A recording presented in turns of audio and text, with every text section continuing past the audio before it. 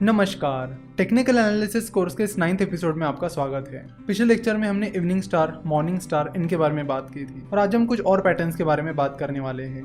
आज हम shooting star के बारे में बात करेंगे, साथ ही हरामे पैटर्न के बारे में भी बात करेंगे। हरामे पैटर्न में मेनली दो पैटर्न्स होते हैं, बुलिश हरामे पैटर्न और बियरिश हरामे पैटर्न, तो उनको आज हम डिटेल में समझेंगे। ये सारे पैटर्न्स अगले 1-2 लेक्चर तक चलेंगे। उसके बाद हम टेक्निकल एनालिसिस की बाकी चीजों के बारे में भी बात करेंगे। चलो तो शुरुआत करते हैं शूटिंग स्टार से। शूटिंग स्टार कुछ इस तरह दिखता है।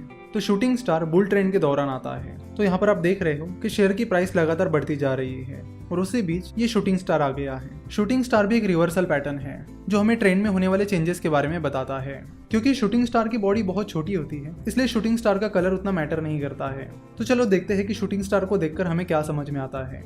जैसे कि आप यहाँ पर देख रहे हो कि ये स्टॉक लगातार ऊपर जा रहा है और उसी पीछे शूटिंग स्टार आ गया है। शूटिंग स्टार की बॉडी बहुत छोटी है, इसके लोअर शैडो नहीं के बराबर है और अपर शैडो काफी लंबी है। तो ये शूटिंग स्टार हमें बताता है कि बुलिश ट्रेंड के दौरान मार्केट ओपन होने के बाद स्टॉक की प्राइस अच्छी खासी ऊपर चली गई, लेकिन बुल्स उस स्टॉक पर अपना मोमेंटम बना नहीं पाए और दिन के आखिर तक स्टॉक प्राइस फिर से उस ओपन के पास जाकर ही क्लोज हुई।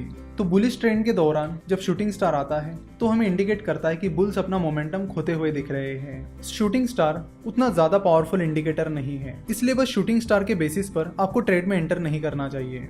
और एक चीज, शूटिंग स्टार की बॉडी और उसके पहले की कैंडल की बॉडी के बीच हमेशा गैप रहता है, तो ये चीज भी आपको जरूर ऑब्जर्व करनी होगी। तो शूटिंग स्टार के बाद अब हम बात करेंगे हरामे पैटर्न के बारे में।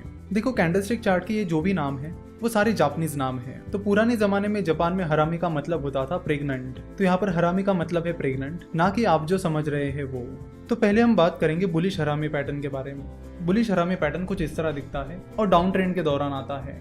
तो हरामी पैटर्न 2 कैंडल से बना हुआ होता है। इसमें जो बड़ी कैंडल और पहली कैंडल होती है उसे मदर कैंडल कहते हैं और जो दूसरी छोटी कैंडल होती है उसे बेबी कैंडल कहते हैं। तो बुलिश हरामी पैटर्न में ये जो पहली कैंडल होती है वो हमेशा रेड होती है। तो जैसे कि आप यहाँ पर देख रहे हो कि डाउन ट्रेंड चल रहा है और शेयर की प्राइस लगातार गिर रही है, उसी पीछे पहली कैंडल आ गई जो हमें बता रही है कि उस स्टॉक में या मार्केट में बियरिश ट्रेंड चल रहा है और शेयर प्राइस लगातार गिर रही है। उसके बाद ये सेकंड कैंडल आती है जिसकी बॉडी काफी छोटी होती है। इस सेकंड कैंडल का कलर ज्यादा मैटर नहीं करता है क्योंकि उसकी बॉडी बहुत छोटी है। तो ये सेकंड कैंडल यानी बेबी कैंडल हमें बताती है कि उसकी ओपनिंग प्राइस उसके पहले वाली कैंडल यानी मदर कैंडल की क्लोजिंग प्राइस से ऊपर है। तो ये चीज हमें बताती है कि उस स्टॉक में या मार्केट में बुल्स ने एंट्री कर ली है। लेकिन फिर बुल्स उस मोमेंटम को दिन भर बनाए नहीं रख पाते और उस स्टॉक की क्लोजिंग प्राइस उसके ओपनिंग प्राइस के पास जाकर ही क्लोज होती है। तो यहाँ पर सेकंड कैंडल यानी बेबी कैंडल की क्लोजिंग प्राइस भी उसके पहले की कैंडल यानी मदर कैंडल की क्लोजिंग प्राइस से ऊपर है। तो ये चीज हमें बताती है कि मार्केट में बुल्स ने एंट्री कर ली है। पर बुलिश हरामी कैंडल उतना स्ट्रॉन्ग इंडिकेटर नहीं है कि जिसके बेसिस पर आप तुरंत मार्केट में पोजीशन ले सको। जैसे कि हमने देखा था कि मॉर्निंग स्टार और बुलिश इनगल्फिंग पैटर्न इन्होंने हमें बहुत स्ट्रॉन्ग इंडिकेटर्स दिए थे जिसके बेसिस पर हम आसानी से ट्रेड शुरू कर सकते थे। पर यहाँ पर बुलिश हरामी पैटर्न का इंडिकेटर उतना स्ट्रॉन्ग नहीं है, ये बस बता रहा है कि उस स्टॉक में या मार्केट में बुल्स ने एंट्री कर ली है। पर बुलिश हरामी पैटर्न को देखकर आप समझ सकते हो कि बुल्स पूरे दिन भर अपना मोमेंटम बनाए नहीं रख पाए, जिसकी वजह से आप कॉन्फिडेंटली अपना ट्रेड शुरू नहीं कर सकते। तो हमने देखा था कि इनगल्फिंग पैटर्न में दूसरी कैंडल पहली कैंडल को कवर कर लेती है और जैसे कि आप यहाँ पर देख सकते हो कि हरामी पैटर्न में पहली कैंडल दूसरी कैंडल को कवर कर रही है। तो बुलिश हरामी पैटर्न में चाहे पहली और दूसरी कैंडल की जो शैडोज है वो कहीं पर भी हो, लेकिन पहली कैंडल की बॉडी को यानी मदर कैंडल की बॉडी को बेबी कैंडल की बॉडी को कवर करना होता है। तो बुलिश हरामी पैटर्न को आइडेंटिफाई करते वक्त आपको ये चीज हमेशा ध्यान में रखनी होगी।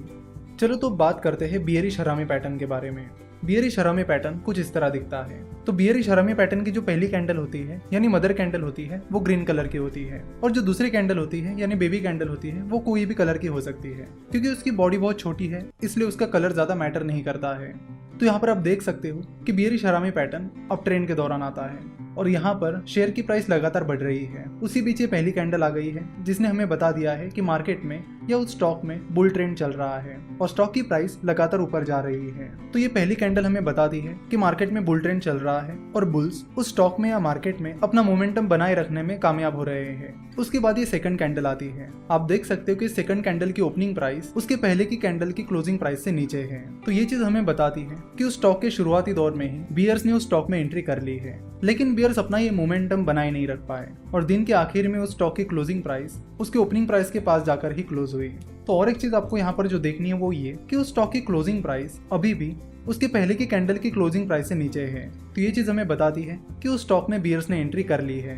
तो यहाँ पर इस बियरिश हरामी पैटर्न ने हमें इंडिकेशन दे दिया है कि बुल्स ने उस स्टॉक में एंट्री कर ली है, लेकिन ये इंडिकेशन उतना स्ट्रांग नहीं है क्योंकि आप देख सकते हो कि इस बियरिश हरामी पैटर्न में बियर्स अपना मोमेंटम बनाए नहीं रख पाए, जिसकी वजह से बियरिश हरामी पैटर्न से हमें जो सिग्नल मिला है वो उतना स्ट्रांग नहीं है जितना कि इवनिंग स्टार का था या फिर बियरिश इंगल्फिंग पैटर्न का था। इसलिए बियरिश हरामी पैटर्न के बाद तुरंत मार्केट में पोजीशन लेना रिस्की हो सकता है। तो पहले हमने देखा था बुलिश हरामी पैटर्न, तो बुलिश हरामी पैटर्न के बाद अगर आप एक्स्ट्रा रिस्क लेना चाहते हो तो आप बाय पोजीशन ले सकते हो।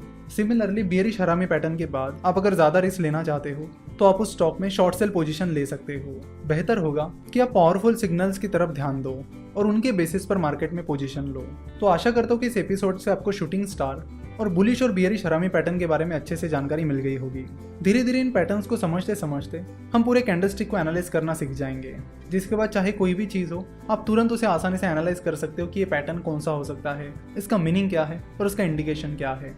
आने वाले 1-2 लेक्चर्स में हम और कुछ पैटर्न्स के बारे में बात करेंगे। देखो, टेक्निकल एनालिसिस उतना डिफिकल्ट नहीं है जितना आप समझते हो। अब अगर इसे ध्यान से समझोगे, हर एक पैटर्न को अच्छे से समझोगे, तो आप बड़े आसानी से टेक्निकल एनालिसिस को सीख जाओगे। आगे चलकर टेक्निकल एनालिसिस में और भी कई सारी इंटरेस्टिंग चीजें आने वाली है, जिसको सीखते हुए हमें काफी मजा भी आने वाला है। तो आशा करता हूँ कि आपको आज का एपिसोड पसंद आया होगा। हमसे जुड़े रहने के लिए आप हमें फेसबुक, ट्विटर और इंस्टाग्राम पर फॉलो कर सकते हो। साथ ही आप हमारी वेबसाइट www.finnovations.com भी विजिट कर सकते हो। हमसे जुड़े रहने के लिए आपका बहुत बहुत धन्यवाद।